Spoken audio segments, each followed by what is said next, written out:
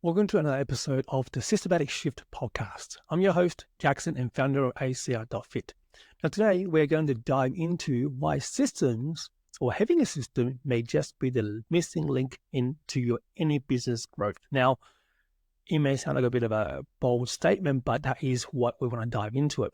Now, over the last 10 years, I've been able to dive into several kinds of businesses. In fact, in my 20s, since my 20s, I've never held a job, and I've done everything from being a professional golf professional into coaching. I've played on a mini tour and then moving into areas of small business, running corporate golf events, as well as moving into something completely different, running 5 bread runs, servicing hundreds and hundreds of cafes across Sydney, and till probably about 5-7 years ago, owning a gym with 200 clients, and now today, I have now moved into a software space in businesses where we're able to use automations and AI and integrations to help gym owners grow and scale.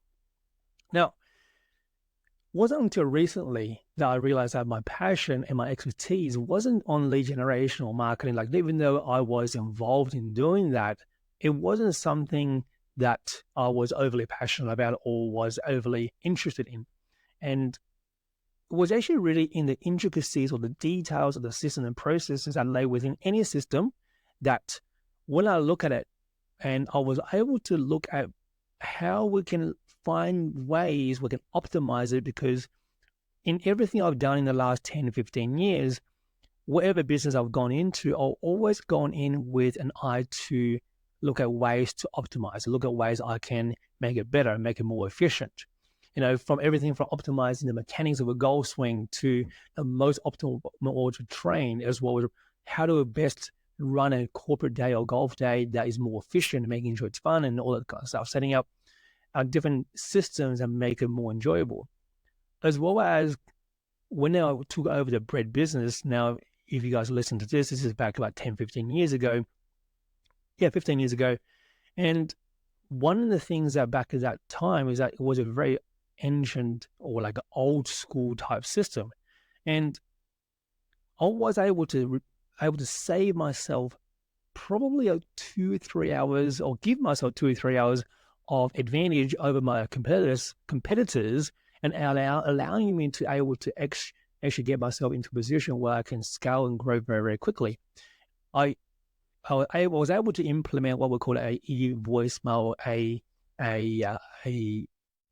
e-voicemail and an ordering system that allowed me to actually work remotely in a bread run. Now, just to give you a bit of context of what that actually looked like, is that back in the day when I used to do these bread runs, I would finish my run in the morning and I'll go and visit my cafes in the morning with everything set up, with all the samples, and then by a certain time, because bakeries had to have a cutoff time, we have to make sure we go back, and then the cafes by that time in the afternoon, usually 2 o'clock, 3 o'clock in the afternoon, they will need to make sure to get the orders in. And the business that we're working with at the time, they had to use voicemails, and they had to go back to their homes or an office, or have an office staff that was taking those orders, and they were able to receive faxes, because that's kind of how it worked.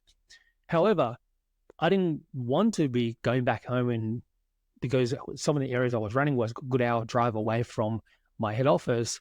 So I didn't want to go to these samples and go to the area and work for a certain amount of time and then have to rush back and go to the office and take orders.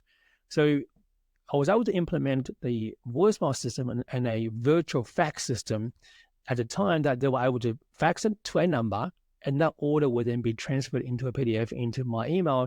So I could actually go to an area, work remotely, and then I was able to take an order and actually have to optimize it. So it gave me the ability to work an extra 2-3 hours every single day. Monday to Friday, I was able to just go a little bit further when it comes to the sampling. I was able to visit more clients, and allow me to get to a point where I was able to actually grow that business from 0 clients to over 100 clients and more, and I have 4 bread runs, 4 vans running at any given time every single week. And I did it within about a 6 months period, and I was able to get away from the business and later exit about 2-3 years later.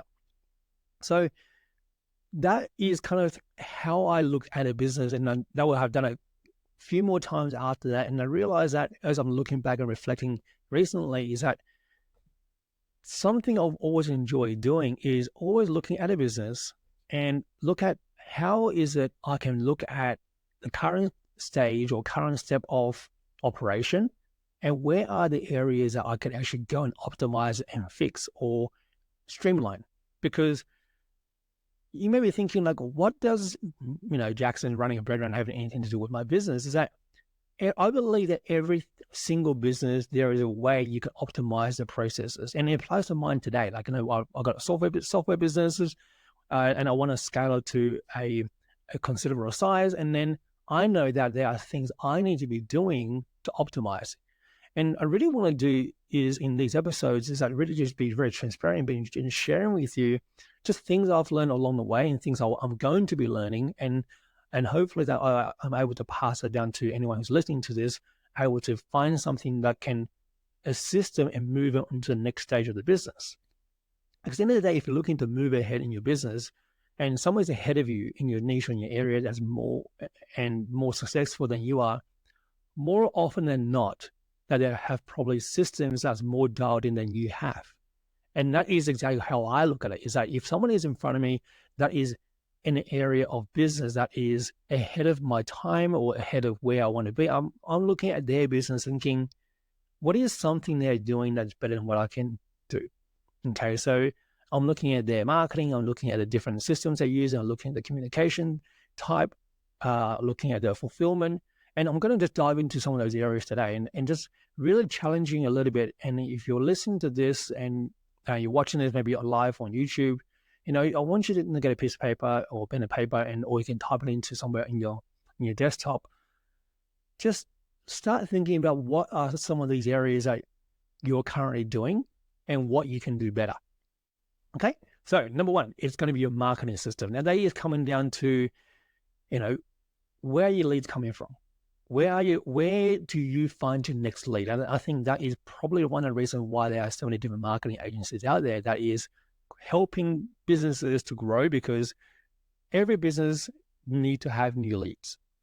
And I think Alex Hormozi has said it so well, like I listened to him so many times, is that there are only a few ways you can actually bring leads in or be on a market. You can either, I'm paraphrasing a little bit here, is that you can either go and put money into something like Facebook, Google, anything like that. You can paid to be seen, or you can create content to be seen and reach a bigger audience and grow audiences.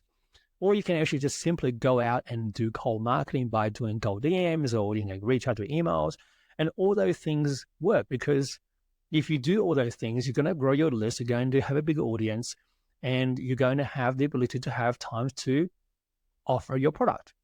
He said it the other day, he said, like, you really, end of the day, when it comes to building a business, is that you have something you can sell, and you can sell someone something to sell it to, or someone to sell it to. So if you're going to be looking at your marketing system, you need to look at what are the areas you want to be investing in to try and make sure that you are getting the leads or getting the attraction you're looking for. So a lot of people think, oh, my marketing is referral. Well, yes, that is one of them. But if you don't have a sizable business or a sizable mass of traction, referral will come and go, right? You're not going to have referrals every single month. You cannot rely on referral until you get to a certain size of business. And that's the reason why Alex and Hormozi have always spoken, you need to get to a sizable business before you can get that referral mechanism and start to really kick in. So have a think of that. What's your marketing system? Where are your leads coming from at the moment? Are you focusing on paid traffic? Are you focusing on content marketing? Are you focusing on, cold outreach? The number two system, or the second system you can have a look at, or you need to have a look at, is your lead nurturing. That means what happens to your leads when they do opt in? They're seeing what you do. They're seeing what you currently can offer, what you can solve. What are you doing with those leads? How are you managing those leads? Do you have a CRM that is able to put them into one place? Is it a manual process, an automatic process? Do you have leads coming from all different directions and without really having a place to unify your communication?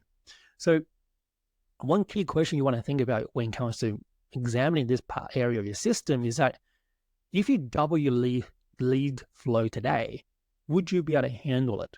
Or would you be just burning you through money or time and maybe too overwhelmed with the number of leads you have?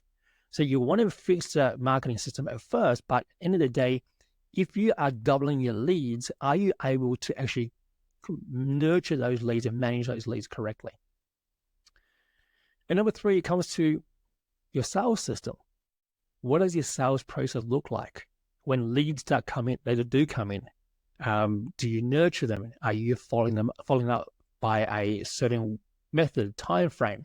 Do you have emails, communication built into your sales process that allows you to nurture them? Do you have a script when you do make a phone call or maybe a Zoom call? Do you have a way to make sure you bring them from seeing your leads coming to your pipeline into an actual call and then turn them into a client?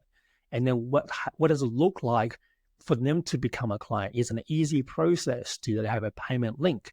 Do they have to be sent an onboarding form? What does a fulfillment, that sales process look like? And is it a complicated one? Is it a streamlined process?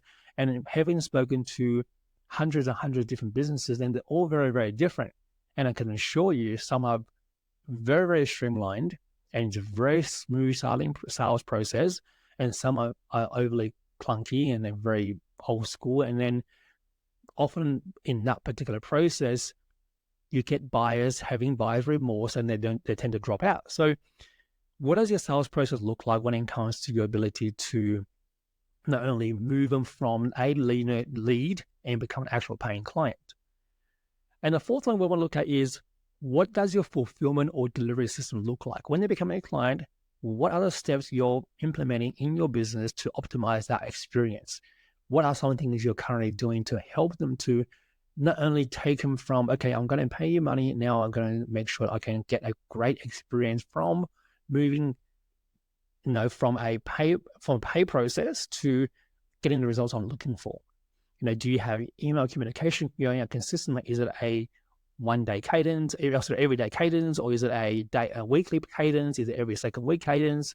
Is it based on goal objectives? Like when they achieve certain tasks, they are moving on to the next task. What does a fulfillment look like? And is it a manual process? Now, again, looking at very, very various different businesses, they go everything from a manual one-on-one onboarding process to a automated process. And then you can be somewhere in between depending on what kind of business you want to have. So again, it's really, really important to make sure that you optimize that thought process so that you have a fulfillment delivery system that you are happy with and scalable. Something that you can look at and go, okay, I can double my lead size and I double my current client intake and I won't feel overwhelmed. And if you get to a point you think, okay, I'm a little bit overwhelmed from, if I think just thinking about maybe taking on 3 more, 4 more clients, then this could be something you need to optimize to try and improve your business. Okay.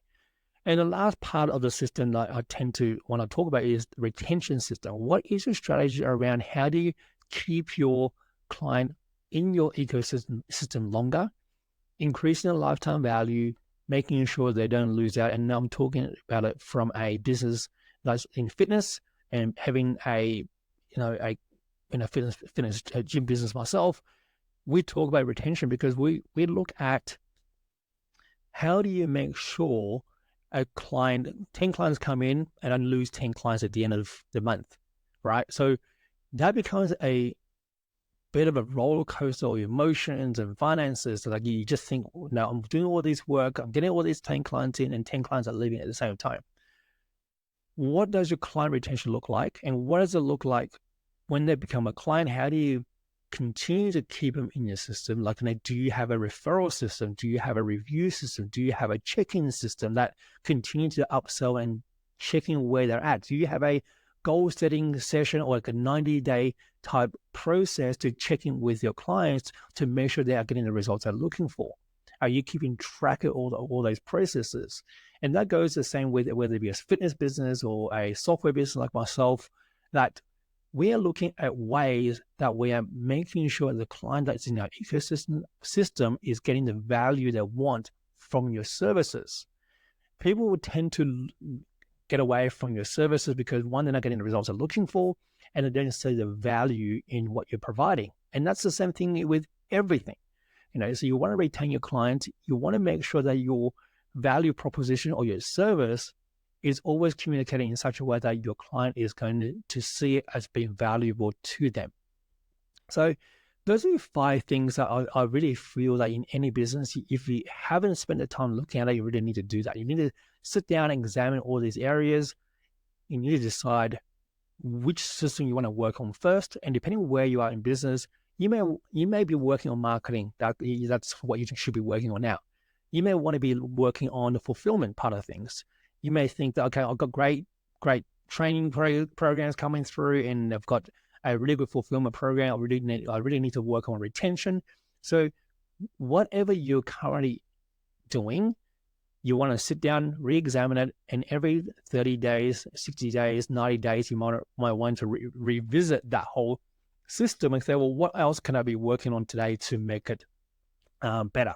And it's an ever-evolving project. And I think as a business owner, we owe it to ourselves to make sure we do that. And I myself included, I'm talking to myself and I'm talking to, like I said early on, this whole series, this whole podcast is about sharing my experiences in building the different business I've had, and as well as being able to bring some experts in the field that I know they have done very, very well in their area, and looking at what they have done and what some of the things they're bringing to the table and some insights they can share in growing your business.